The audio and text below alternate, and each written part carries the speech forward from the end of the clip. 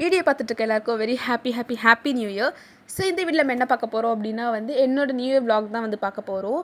நான் morning எஞ்சதே late தான். அம்மா அதுக்குள்ளே சாம்பார் வச்சு முடிச்சிட்டாங்க. நான் எஞ்சதுக்கப்புறம் வெங்காயம், கருவேப்பிலை, பச்சை மிளகாய் அண்ட் கொத்தமல்லி இதை மட்டும் வெட்டினேன். எதுக்கு இவ்வளோத்தையும் வெட்டி வச்சுருக்கேன் அப்படின்னா பருப்பு வடைக்காக தான். நாங்கள் இன்றைக்கி பருப்பு வடை மட்டும்தான் போட்டோம். உளுந்த வடை எதுவும் போடலை.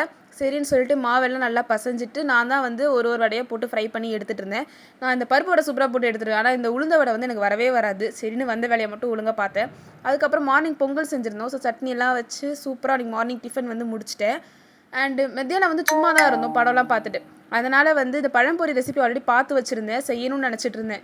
அதனால் பழம் இருந்ததுனால பழம்பொரி செஞ்சு முடிச்சிட்டேன். சாப்பிட்டதுக்கப்புறம் எனக்கு பர்சனல் ஃபேவரட் ஆகிடுச்சு. இதோட ரெசிபி நெக்ஸ்ட் வீடியோவில் கண்டிப்பாக வரும். ட்ரை பண்ணி பாருங்கள், சூப்பராக இருந்துச்சு. அதுக்கப்புறமா மத்தியானம் லஞ்சுக்கு சாம்பார் வச்சுருந்தாங்க இல்லையா. ஸோ சாம்பார், வடை, குடல் கூட்டு இருந்தது. செம்ம செஞ்சாங்க அது. சரின்ட்டு அதையும் சாப்பிட்டு முடிச்சிட்டோம்.